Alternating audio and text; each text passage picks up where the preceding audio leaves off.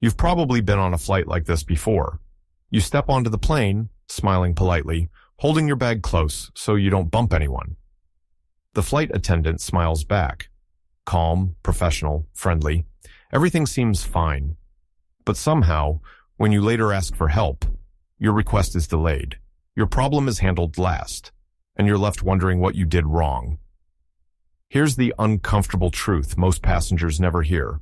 Flight attendants don't hate passengers, but there are certain behaviors they silently dread, and they notice them within seconds of you boarding.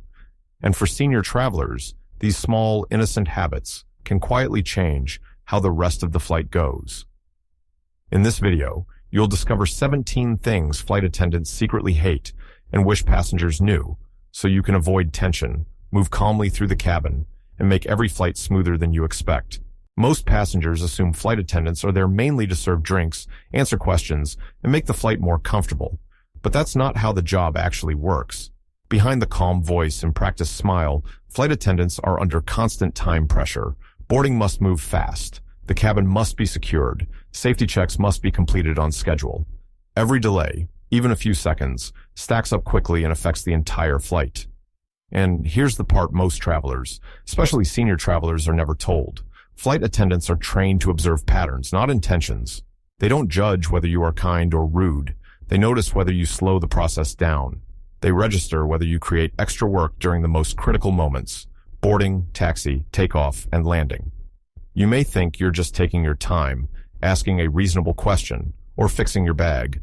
But from their perspective, those small actions send signals. Signals about how much attention, energy, and time you may require later if something goes wrong. So when a flight is full, rushed, or delayed, those early signals quietly shape how help, flexibility, and patience are distributed on board. And that leads to the real question: what exactly are those behaviors, and why do they matter so much? The first category of behaviors flight attendants silently dread has nothing to do with attitude. It has everything to do with time. The moment you step onto the aircraft, the clock is already running.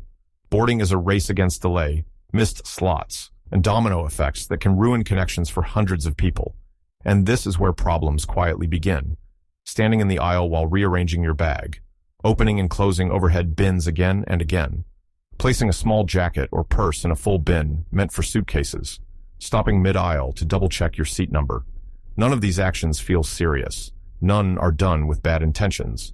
But from a flight attendant's perspective, each one freezes the cabin. The line backs up. Other passengers grow impatient. Pressure builds. This is why they tense up when someone pauses too long during boarding. Not because they're annoyed with you personally, but because they know how quickly small delays multiply. For senior travelers, this moment is especially delicate. Taking an extra few seconds is natural. Wanting to feel organized is reasonable. But the cabin environment doesn't reward careful. It rewards efficient. And here's the uncomfortable reality most passengers never realize. Once you're perceived as someone who slows boarding, you're quietly remembered. Not with anger, but with caution. So what other behaviors send similar signals, even when you think you're being polite? And this is where many passengers, especially older travelers, are misunderstood. When a flight attendant asks you to fasten your seatbelt, stow an item, or remain seated, it isn't a suggestion. It's a safety protocol tied to strict regulations and personal responsibility. So when someone hesitates, asks why during a critical moment, or keeps adjusting bags while the cabin is being secured, a quiet alarm goes off. Standing up while the seatbelt sign is still on, reaching into overhead bins during taxi, holding a bag that blocks the aisle or exit path, delaying compliance to finish just one thing. None of this makes you a bad passenger, but it does place you in a mental category. Flight attendants are trained to watch closely, not out of judgment, but out of duty. And here's what many people don't realize. Flight attendants must assume that hesitation during routine moments could become resistance during emergencies. That's why they become firmer. That's why their tone changes. That's why patience seems to disappear so quickly. For senior travelers, this can feel abrupt or disrespectful, even when no offense is intended. But from their perspective, clarity and speed matter more than comfort in these moments. So what happens when behavior isn't about time or safety, but about respect and workload. Not all behaviors frustrate flight attendants because of time or safety. Some affect something less visible, emotional energy. Flight attendants manage hundreds of interactions every flight. When those interactions feel respectful and predictable, help flows easily. When they feel demanding or draining, responses become shorter and more mechanical. This often happens without passengers realizing why. Pressing the call button repeatedly for small requests. Calling a flight attendant while they're actively serving a long row. Using commanding language instead of simple courtesy. Expecting exceptions. Different seats, different meals, different rules. Moments before takeoff. None of these actions are meant to be rude, but to a flight attendant already stretched thin, they signal high-maintenance behavior. And here's the truth most passengers never hear. Flight attendants don't argue. They don't explain their frustration. They simply reduce engagement. They'll still do their job. They'll still follow the rules. But warmth fades. Flexibility disappears. For senior travelers, this can feel confusing, even hurtful. You may believe you're asking reasonably. They may feel you're adding pressure at the worst possible moment. This emotional shift is subtle, but it matters. Because when something goes wrong later, a delay, a seat issue, a connection risk, that emotional memory quietly influences how help is prioritized. So how do these behaviors actually affect your experience? And what changes when you avoid them? Now, here's where everything comes together. Imagine two passengers on the same flight. Both are polite. Both follow the rules. Both need help later. Maybe a seat issue, a tight connection, or overhead space. The difference is timing and behavior. The first passenger boards calmly. They move down the aisle without stopping. They place their bag quickly. They wait until boarding is complete before asking questions. The second passenger pauses during boarding, adjusts their bag twice, asks a question while the aisle is blocked, stands briefly when the seatbelt sign is still on.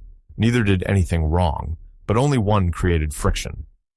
When a problem arises later, flight attendants don't consciously compare passengers, but memory works quietly.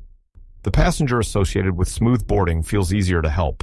The passenger associated with friction feels heavier, riskier, more complicated. And here's the uncomfortable part for senior travelers. When time, options, or patience are limited, help tends to flow toward the path of least resistance. Not because you deserve less, but because the system rewards predictability. This is why some passengers receive quick solutions, while others feel ignored, delayed, or brushed aside, even when they ask kindly. So the question becomes, how do you position yourself as the easy passenger without changing who you are? The good news is this. You don't need to be faster, younger, or more assertive to have a smoother flight. You only need to change when and how you do a few small things. During boarding, silence is power. Move first. Ask later. If you're unsure about your seat or bag, step fully into your row before stopping. Use overhead bins only for items that truly belong there. Smaller bags under the seat instantly reduce tension in the cabin. When you need help, wait for natural pauses. After boarding, during cruising altitude, or when service is slow. A simple phrase like, "When you have a moment, could you help me with something?" lowers stress immediately. Avoid the call button unless something truly matters. In a tight cabin, fewer interruptions mean more goodwill, and most importantly, comply first, ask second. Fast compliance signals, safety, reliability, and cooperation. Questions are always better received after the aircraft is secure. Looking ahead, cabins will only become more crowded, schedules will tighten, expectations will rise. The passengers who adapt to these invisible rules won't feel rushed or ignored. They'll feel supported. So what should you remember every time you fly? Flight attendants don't dislike passengers. They dislike friction. Small moments during boarding, safety checks, and service quietly shape how your entire flight unfolds, especially when something goes wrong. For senior travelers, understanding these unspoken rules isn't about pleasing anyone. It's about protecting your comfort, your time, and your peace of mind. If this video helped you see flying differently, share it with someone who travels often. Leave a comment about the habit that surprised you most, and subscribe to learn the next set of airport rules no one explains until it's too late.